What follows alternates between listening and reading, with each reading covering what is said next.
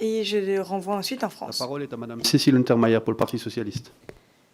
Merci, Monsieur le Président. Mes chers collègues, cette proposition de résolution « Ensemble contre la pandémie », pour laquelle nous avons travaillé de manière concertée, puisque des amendements de notre groupe ont été retenus, œuvre pour la cohésion de nos sociétés. Et la santé, cette pandémie, est au cœur des inquiétudes de nos concitoyens. Alors, je ferai 3 observations. La pandémie appelle des efforts sans précédent de la part des États sur le plan sanitaire. Nous constatons des politiques stratégiques qui ne sont pas les mêmes. L'Allemagne, en politique de prévention, a pu développer une stratégie de dépistage massif et précoce. Elle aurait un protocole dans les écoles qui serait distinct. Actuellement, d'autres pays européens développent d'autres stratégies de prévention et de combat. Il semble important à mon groupe de faire un constat partagé, le virus ne connaissant pas de frontières. La deuxième remarque, c'est qu'il faut éviter bien sûr ces décisions unilatérales, il en a été question longuement précédemment, qui peuvent contrevenir aux valeurs de l'Europe sur la liberté de circulation des femmes et des hommes, mais aussi des marchandises.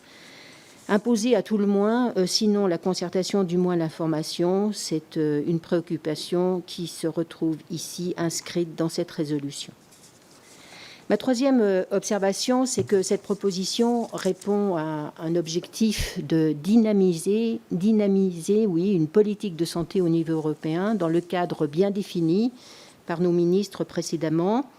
Et comme le disait le ministre Spahn, dépasser les égoïsmes des États. Nous rejoignons cette préoccupation. Je voulais dire en conclusion qu'il y a une attente très forte des citoyens pour l'accès aux soins, aux tests, aux vaccins, aux produits de santé indispensables, et donc une attente que ces dispositifs soient garantis. Il y a une attente des citoyens sur la relocalisation, la souveraineté retrouvée en matière sanitaire et la recherche partagée sur l'approvisionnement en matières premières pour l'Europe. Et pour conclure, je dirais que les observations de notre ministre sur les ICPE, les industries chimiques et leur relocalisation, le fait que ce soit des ICPE ne pose pas de problème. La question pour les citoyens, c'est d'avoir des politiques environnementales et des protections environnementales qui soient efficaces. Et à ce titre-là, il n'y aura aucune, me semble-t-il, réserve sur l'accueil et la relocalisation de telles industries. Je vous remercie. Danke